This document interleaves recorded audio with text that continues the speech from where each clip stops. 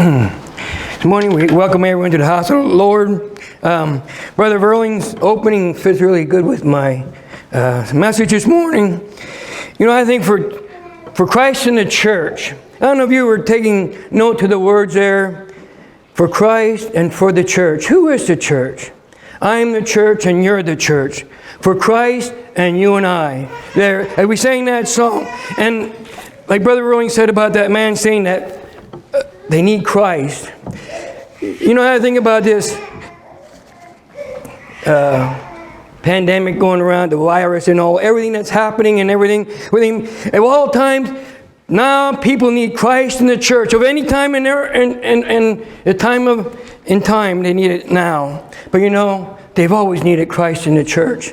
Always right from the beginning there. When Christ hung on the cross and the church started, the world needed Christ and the church. And I believe as we would think about Christ and the church, the only hope for this world is Christ and the church. Christ number one. But you and I, as Christ is our head, and you and I, we be Christians, Christ-like. You and I are to be representing Jesus Christ here in this lost and ruined world. Here in this world that's diseased, we might say, with sin.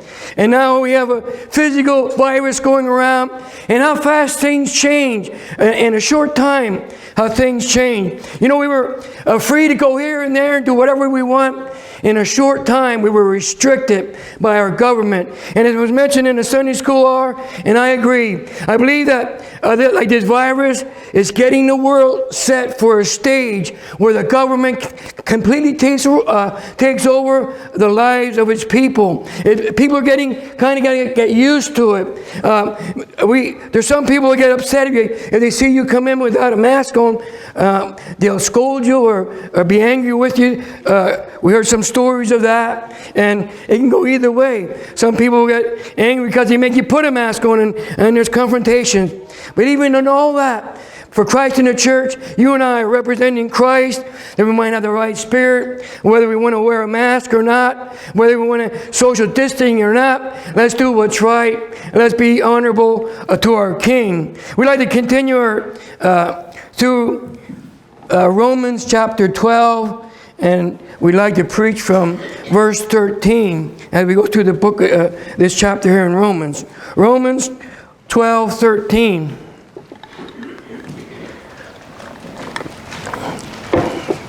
And as we'll go through this sermon this morning, I think this, it's going to be, let me read the verse. Romans 12:13. Distributing to the necessity of the saints, given to hospitality. Distributing to the necessity of the saints, that's the church, and given to hospitality. And as we'll go through the sermon this morning, I'd like you to think of this, that the church, how important the church is. The church has to survive. It has to continue to the time where Christ would take it out, because the church is important for the survival of planet Earth itself. Without the church, the world will be in complete chaos. Sometimes we think, well, it is already in chaos.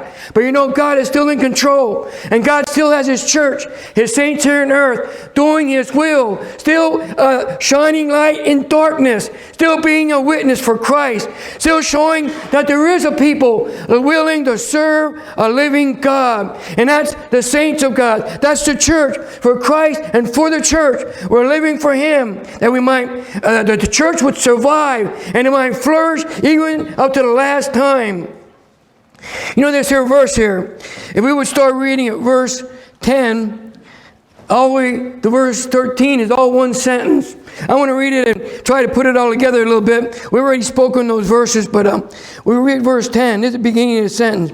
Be kindly affectionate one to another with brotherly love, in honor preferring one another, not slothful in business, fervent in spirit, serving the Lord, rejoicing in hope, patient in tribulation, continuing instant in prayer. And verse 13, distributing to the necessity of the saints, given to hospitality. All those verses are one sentence, and there's a lot in there. But we've already spoken some of those other verses. Verse 13, distributing to the necessity of the saints. How to think of there and given to hospitality. You know, we have somebody come into our home, we say, well, make yourself at home. Make yourself comfortable. And we try to make them welcome into our home. And we serve them. We say, could you use something to drink or a snack or anything or whatever time of day or whatever it is. And we try to be show there that we might show hospitality. And we'll go through this message this morning. We're going to mostly focus on the saints, as it says there, the necessity, distributing to the necessity of the saints. And again, that we need. This world needs a church, and we need each other, and a church has to survive. So I got to help you survive, and you got to help me survive in the church of Jesus Christ. That there might yet be a light, there might yet be a city set upon a hill. That we just can't hide ourselves. We're the church. We can't be hid because we're different. We're obedient citizens. We don't go out protesting and burning down houses and stealing things because we don't agree with what's in certain situations. But we're upright and honest and just. And we're Christ-like in all that we do. And that's why the church has to survive. That I might help you and you might help me. That we get through this together. The church for Christ there. And that we might distribute, and versus distributing to the necessity of the saints, giving the hospitality. In any way I can help you as a saint of God. In any way you can help me as a saint of God. That we might help one another. That we might survive. What if one of us in great despair financially, just say, and we let him go. And then the world looks at that, look at that. He belongs to that church and you don't even help him. And what a light would that be? Or whatever else it might be. We know all kinds of situations. And praise the Lord, the church steps in. The saints of God there. They step in, distributing to the necessity of the saints. Whatever it might be, financial, encouragement, lifting up, whatever it might be. That the church would be there for me, for you, the saints of God. Welcome. It's like when we welcome somebody in my home, make yourself at home. Make yourself comfortable around me and with me. And then we might there reach out and do that for others. Not just in their home, but in whatever way we can. Because the church must survive. The church must keep on going for the sake of the lost. That we might yet gather some in. That others might be able to taste of the good things of God, of salvation, and having that joy and that peace that passes all understanding. That we might be able to there one day enjoy those mansions that Jesus has gone on to prepare. That Brother Burley read in John 14. He's gone on to prepare a place for you and I. And he said, if I've gone there ahead, I'm coming again for each one of us. But you and I, we got to be ready. And we got to be strong. We got to be a strong church.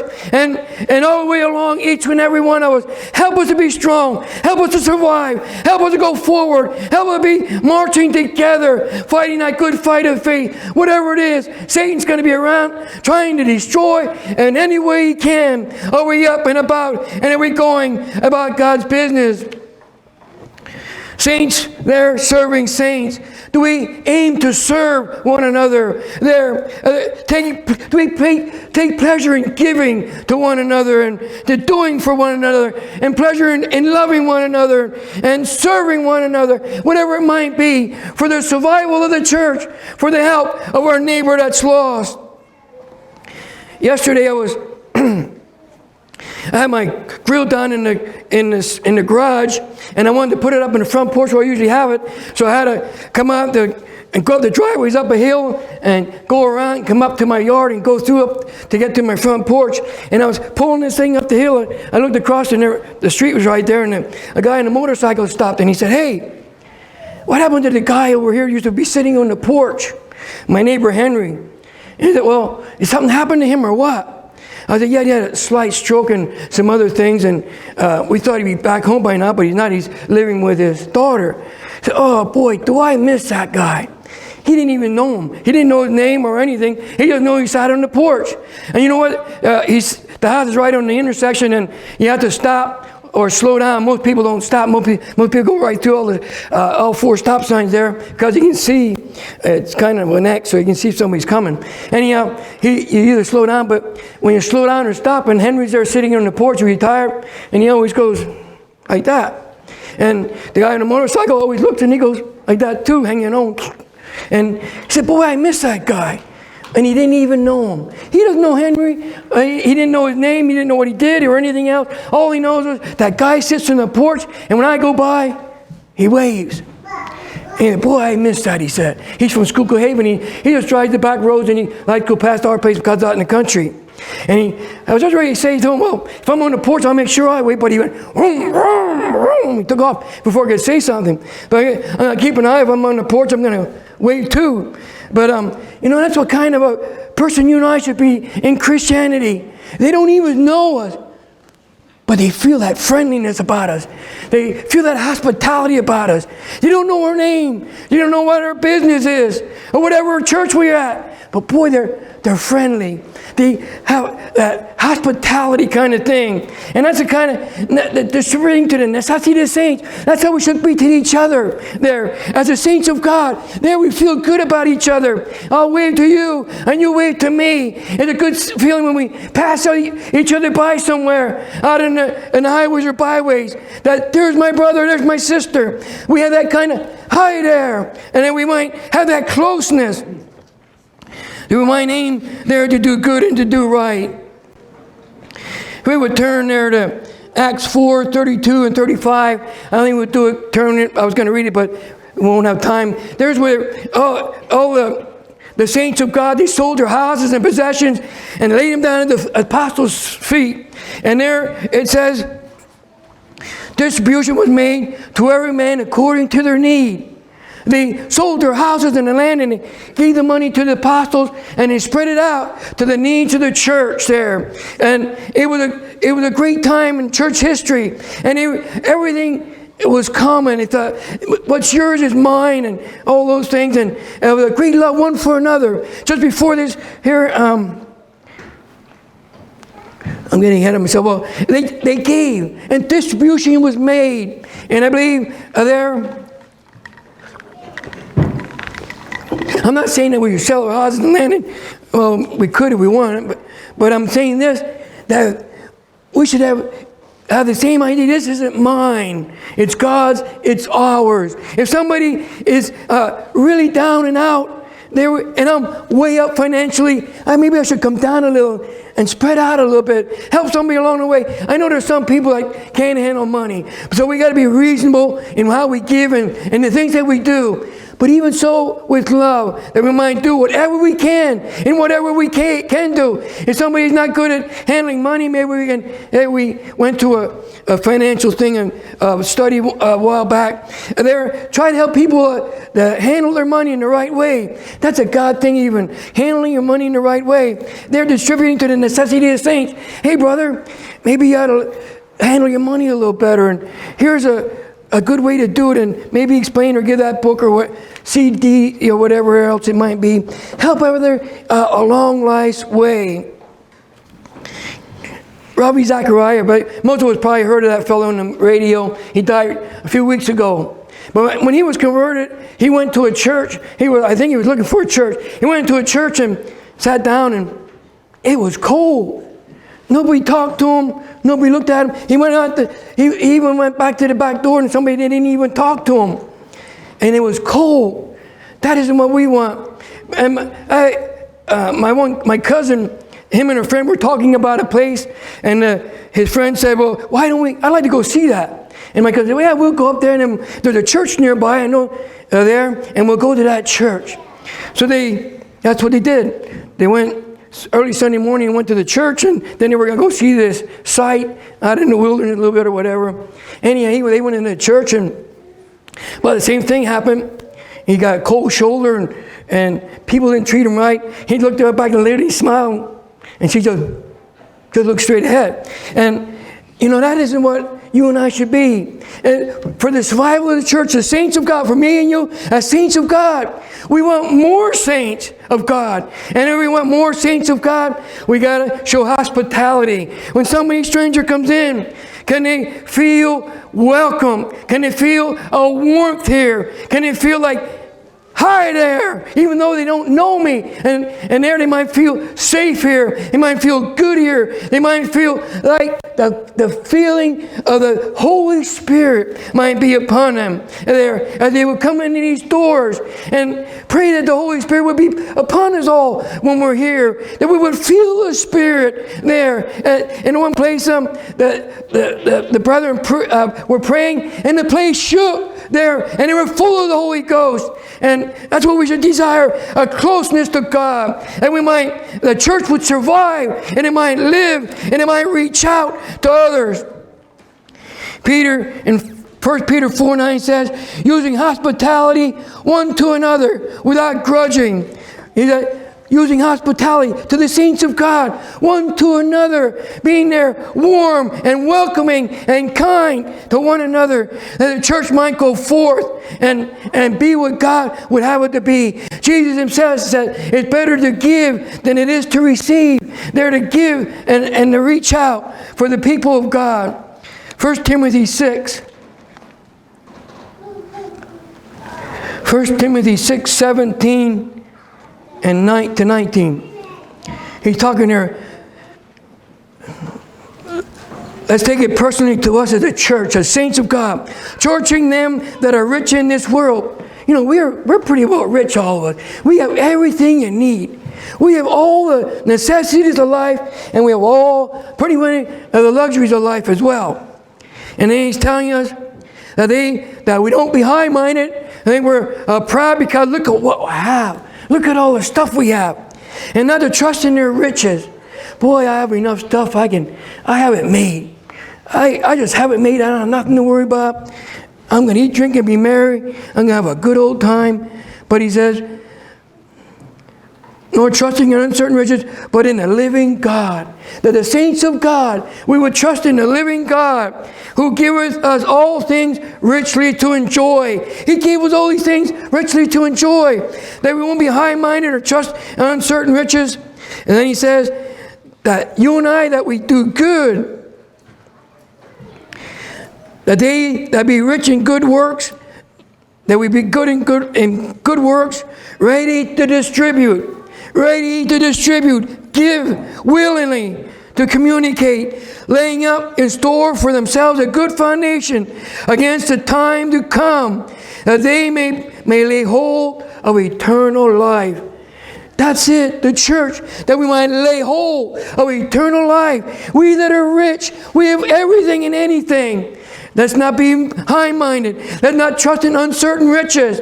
But let's be rich toward God. Let's be ready to distribute that we have whatever way we can, that we might give for God. Ready to distribute. Mark 9:41.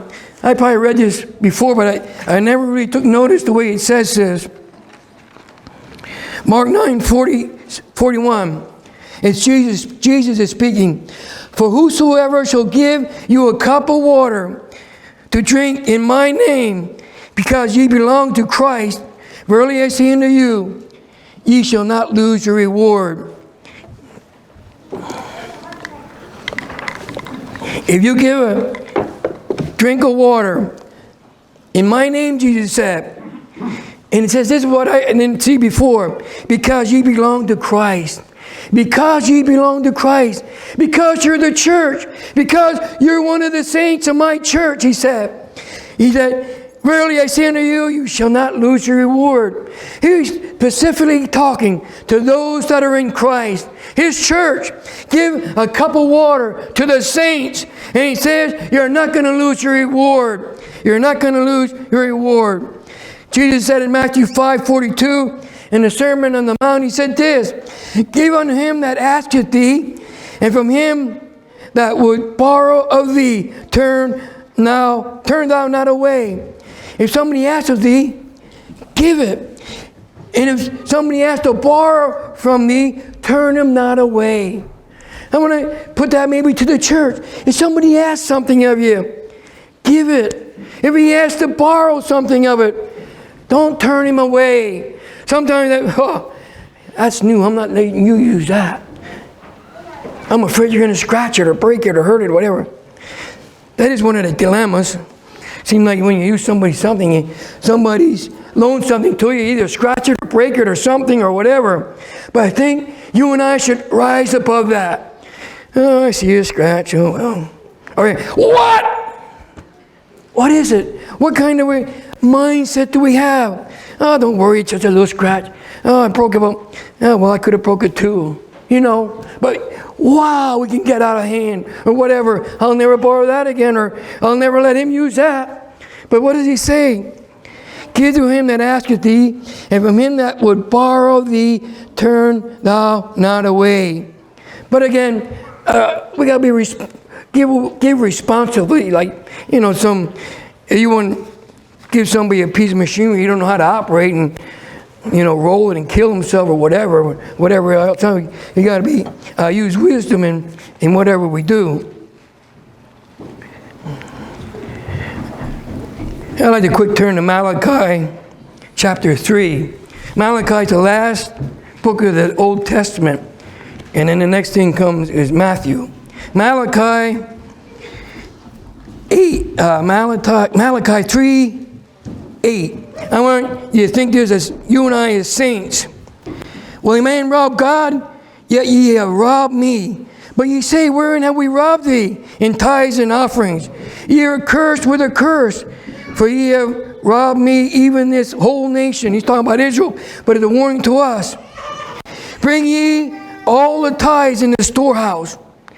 And there, bring all the tithes into the storehouse, he said, that there may be meat in my house, that there might be supplies, there might be money, there might be things that are needed.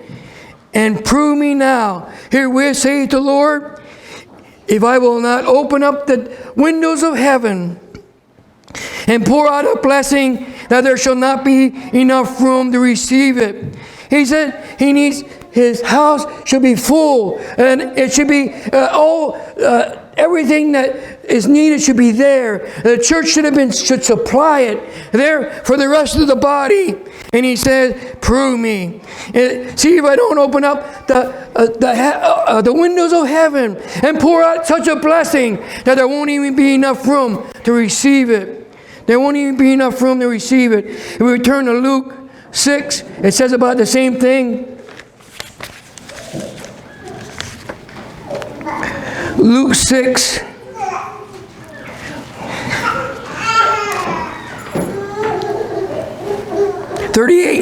Luke 6:38. Give, and it shall be given unto you, good measure, pressed down, shaken together, and running over, shall man give into your bosom.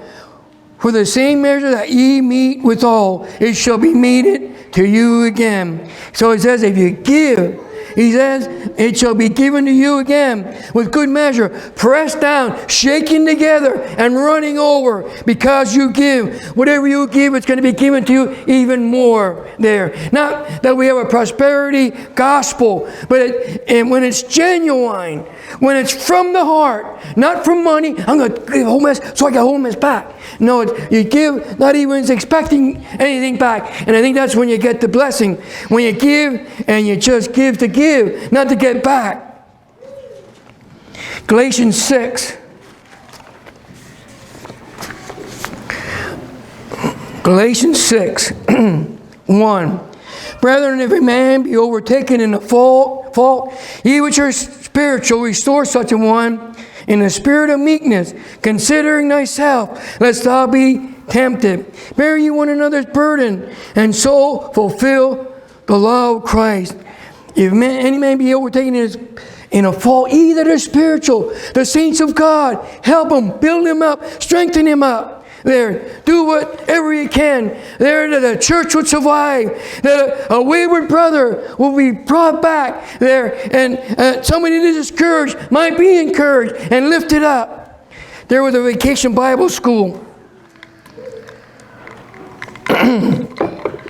They're in a vacation Bible school, and it goes a couple of hours, and they had about an hour left, and the teacher was going through whatever they were doing, the lesson, and a door opened up, and here a little boy comes walking in, had about an hour left, and he sits down, and here he came in, he only got one arm. He only had one arm.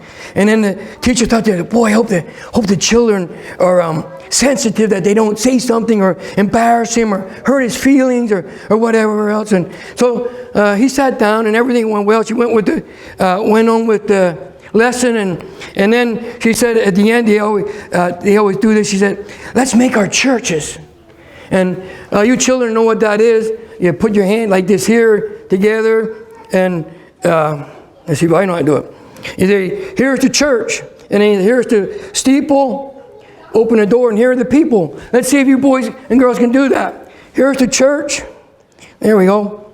All right, here's the church. Here's the steeple. Open the door, and there are the people. Okay, can you do it with one hand? Not too good. So this little boy was there, and the teacher just said, and she said, okay, here's the church. And they went like this, everybody. And here's the steeple. Went to the steeple part and opened the doors. And then she thought, oh no, I forgot about that little boy with one hand. Boy, I'm the one that's going to make it hard for him now. But guess what? A little girl sitting alongside of that little boy's name was Jason with one arm. The little girl said, Jason, let's me and you make a church together. So he put his right hand there, and she put her left hand together, and they went together. They made the steeple. They opened the door, and there were the people. There in a split second. That little girl knew what to do. The teacher didn't say, hey, when we get to this part, you help him. She forgot all about it. But that little girl had a Christ-like heart. And you know what? There, as you and I go through life, if a man be overcome in a fault, let's put our hands together. We're the church. If he only has one hand, give him your hand. We're the church. The church has to survive. One hand or two hands, whatever it is. We got to keep on marching. When somebody needs a hand, let's be there. Let's be just like instant. You don't even have to think. Right there it goes. We don't think, let's see. I don't know what to do here. Teacher, what should we do? No, she went right away and did it. And I believe the saints of God, I believe it should be in our mind, in our heart, these kinds of things to distribute to the necessity of the saints. They're up there, the hospitality, it's in us, it's part of us, it's our DNA.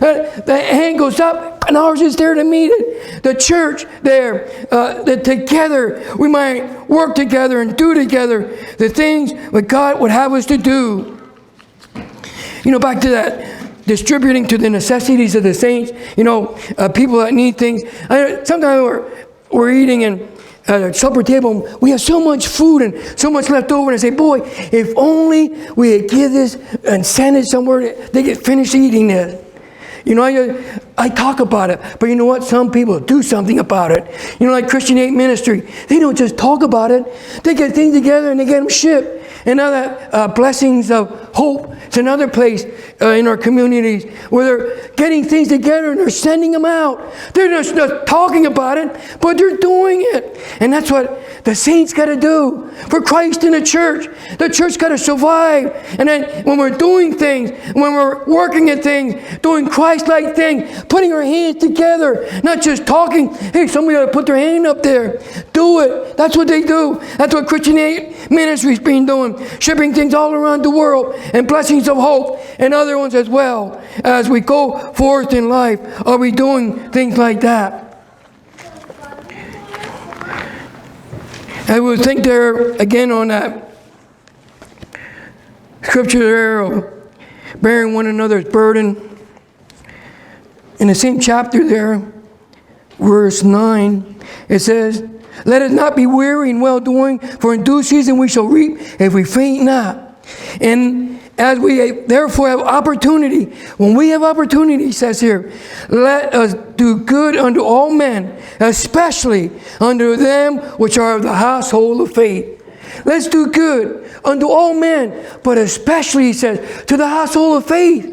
Because the church has to survive there. There has to be a light to a dark and to a ruined world. Especially do good. Me, especially do good to you, and you, especially do good to me. That the church would thrive and the world might see, wow, that's a church that's together. It's together. If one armed fellow comes around, there's another one there for him. Are we there? Are we there distributing to the necessity of the saints? If we would turn to Job, we don't have time there. I think it's Job chapter 2. There. Job had lost everything. He had those boils all from the from his foot up to his crown, it says. And his friends came. They heard of his situation, and they came, and that was good. And when they saw him, they saw him, they didn't even recognize him. He was so full of those boils, and he was scraping himself and everything else. And they said they came and they wept and they mourned for him. They wept and they mourned for him. And you know what else he did? They sat down with him in the ashes there. They stayed with him 7 days and 7 nights. They didn't say a word to him. They just were with him. And that's that's what friends are for there. They just understood his pain and his agony, and they stayed with him. I wish that would be the end of the story of the friends, but it ain't. There, later on, those friends, right after that, after the 7 days, they started talking. It would have been better if they would have went home. But in Job 16:20 says, my friends scorned me, but mine eyes poured out tears unto God. My friends, they scorned me. They were with me 7 days as real friends. But after that, they scorned me. You know, with friends like that, who needs enemies? We might say, with a brother like that, who needs the church? If we have something like that, we might say, with somebody like that, a brother like that, who needs the church? But no, we got to be there 7 days and 7 nights. I never did such a thing. You know, sometimes we think it's a big deal. We drive a half hour, an hour to go to a hospital, and maybe we're there a little bit. And, wow, I did my deal, a whole hour, 2 hours, whatever it takes, on and back. But are we doing it? Are we doing what's right there? I think that was if only I could be there. People be there 7 days and nights and just be with the person and know that we love them and we care for them and we mourn and weep with them. The word says in Romans 12, it says, we rejoice with them that rejoice and weep with them that weep. A few verses after the ones we're at here. And yeah, that's what we're supposed to do. In Mark 2, it says there, Jesus was in a house, and there was a man with the palsy. And they wanted to get to Jesus. And what did the saints do? They went up on the roof. They tore the roof off. And they put the man down to Jesus there. Wow. That's like putting our hands together. They're distributing to the necessity of the saints. They said they didn't let anything stop them. We got to get them to Jesus. We got to get them healed. Do we ever have that kind of momentum in our heart? Will we go the extra mile, the third and the fourth? We're going to go till we get there for our brother, no matter what. Could we be like that? I wonder. I wish I could. Just like every sermon, a preacher preaches for himself first. But could we be that serious?